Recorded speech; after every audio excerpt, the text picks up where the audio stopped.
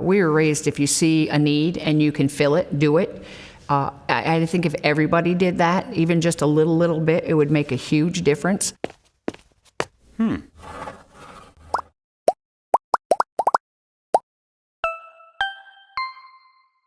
Wait.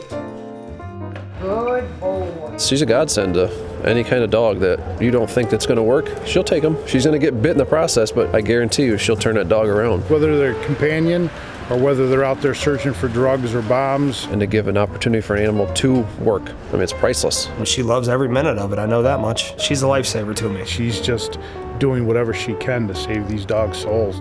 People fall in love with these cute little puppies and they take them home not knowing exactly what they are and what they're bred to do. Pretty soon they're throwing out the dog and they end up being euthanized. Our goal was to place as many of these shelter dogs as we could in appropriate homes. And we've had 0 dogs that we haven't been able to find something that they can do. People get them and they're going to be a throwaway dog because the dog jumped up onto the couch.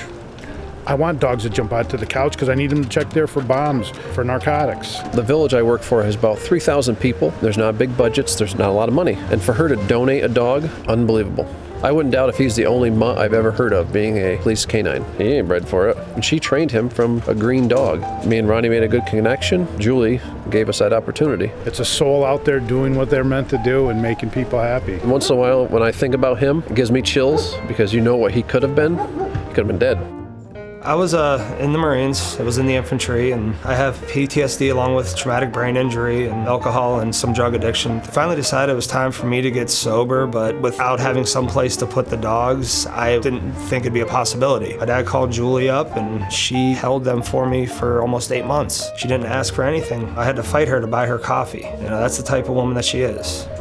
I don't even know if I could even estimate the thousands and thousands of people that we've had interaction with. I never expected in my wildest dreams for this to grow this big. The fact that we've been able to help so many that can't speak for themselves is probably the best part of it. She goes far and beyond out of her way to help animals. I mean, she's got, I think, 40 some animals now at her house. She'll take them in and let them live their lives out at her house. It's a liability to her, but she sees it as a better life for them. My garage hasn't seen a car in 15 years. My barn hasn't seen anything but dogs for just as long. I buy my ticket every week, $1 in a dream that someday, you know, I'll have the facilities that make it a lot easier. It is a major life change, but never, ever have I thought that it wasn't the right thing to do. The dogs who can't speak for themselves and can't help themselves, you know, to see them go from something that's petrified of life itself and even the thought of being near a person, go to climbing all over people and loving and licking and tails wagging and stuff. Literally, a lot of them going from death row to a great successful member of society.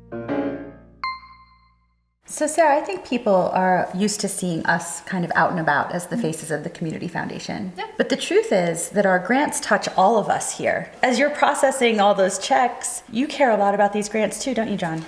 Absolutely. I get to learn a little bit about these programs, the lives that they impact. I'm not sure if there's one even that is as close to your heart as KRAMER. They especially came through Julie and the foundation for my son when he needed his dogs fostered while he was seeking treatment. It's amazing what she has been able to do. Because she saw what the dogs did in the school buildings when she was a school resource officer, she would bring her dog to school.